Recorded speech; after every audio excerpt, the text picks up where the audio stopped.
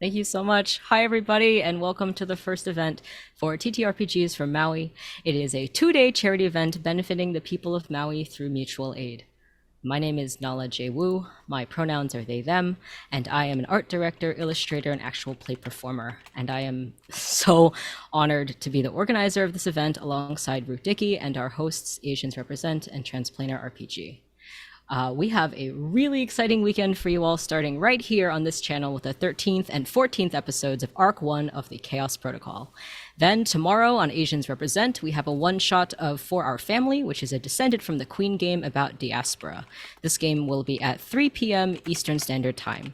And then again at 8 p.m., join us for a one-shot of Blades in the Dark with a core theme of fuck colonizers. For more information, seek out the TTRPGs for Maui mega thread that is on my Twitter at NalaWoo and on Blue Sky at NalaDraws. Before I hand it back to Connie, who will tell you more about all of these special incentives and the in-chat giveaways tonight, I would love to take a moment to talk a little bit about what happened in Hawaii. Last night, I sat for a really long time, wondering what words, if any, could ever be good enough to fully encapsulate my sorrow and my rage.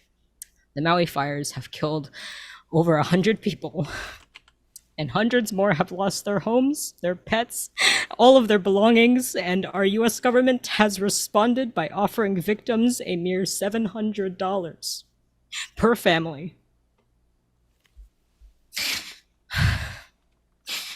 Native Hawaiians have been subjected to an incalculable amount of pain at the hands of the United States, and I urge you all to actively seek out Hawaiian activists and listen to their words, their stories, and support their movements with your privilege, your platform, and your money. If you have ever vacationed to these islands, if you idealize them as a dream getaway, and or especially if you have no idea about any of this that I'm talking about, I urge you to open your hearts and your minds. And your wallet. Because let's face it, when history is taught by the victors, the stories of the conquered fall to the wayside, a footnote in the margins of American imperialism. So let's review. You may know that Hawaii is the 50th US state, the most recent to join the Union. But how did we get here? The truth behind Hawaii's statehood is a history of deep-seated corporate greed and the attempted cultural genocide of an indigenous people. The Kingdom of Hawaii used to be an internationally recognized sovereign nation whose queen was illegally overthrown by US businessmen with the help of the US military. Prior to this annexation, Hawaii was incredibly progressive. They had free universal health care in 1859 under the Queen's Hospital. They had one of the highest literacy rates in the entire world at 98%. For comparison, the US today sits at only 79%. Hawaii welcomed Black citizens prior to the US Civil War, and at this time, these people were respected. They had full rights to own businesses, practice medicine, and access higher education. In Hawaii, there was no such thing as homelessness. They had hydro-powered renewable electricity lighting the streets and Royal Palace before the US White House even had electricity. When we talk about true equality, democracy, and socialism, true community care, that was the Kingdom of Hawaii. Western occupation reversed all of this. The actual history detailing the coup d'etat is long, but the TLDR is this.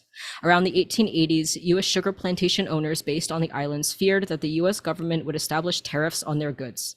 Led by Sanford B. Dole of the Dole Food Company, this group of businessmen slowly diminished the power of the Hawaiian monarchy, stripped Native Hawaiians of their rights, and stole their land.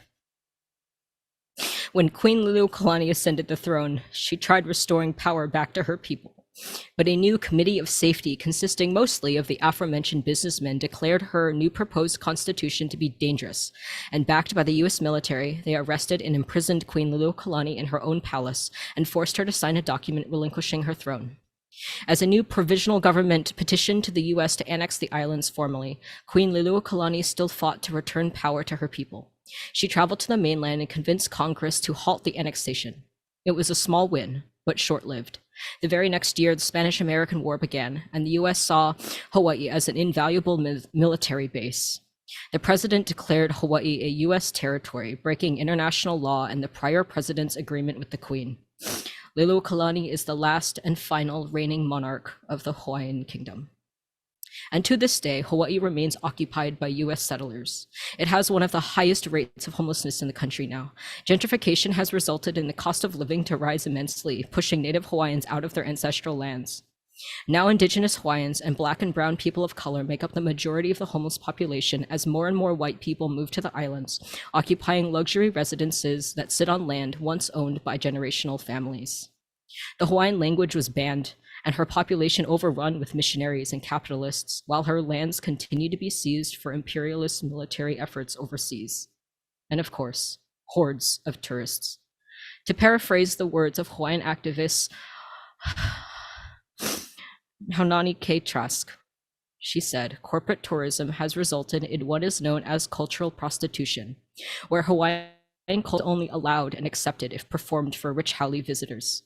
The hula, for example, an ancient form of dance with deep spiritual meaning, has been made ornamental, a form of exotica for the gaping tourist. Far from encouraging a cultural revival, as tourist industry apologists contend, tourism has appropriated and cheapened our dance, music, language, and people, particularly our women.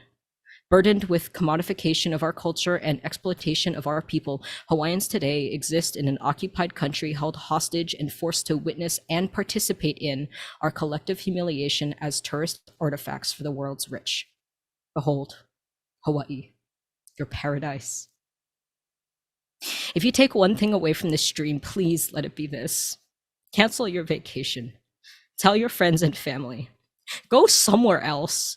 Stop moving here, especially as part of an imperialist military. Natives have been saying this for years. Hawaii does not need your tourism, especially now. If you are rich enough to vacation to Hawaii, you can donate to help Maui. On behalf of my entire extended family, whose history in Hawaii dates back to the 1800s, 5 generations ago, thank you for listening and donating to this cause. It means the world to me. As a person who sits at the intersection of many marginalized identities, I am drawn to tabletop role-playing games as a conduit through which to tell stories that celebrate people like me. We all know you can't find stories in the mainstream media like those told here, by us, by you. I have been lucky enough to work in this space full-time for my job, and it is my honor and privilege to organize this event for all those who have been affected by the fires. Again, thank you. I've compiled a list of resources, including the full article written by Haunani K. Trask, as well as sources for the history that I had to summarize, and also recommendations for further reading. Your education shouldn't stop here. I am not the only person you should listen to. Again, please seek out and boost Native Hawaiian voices. Mahalo nui loa.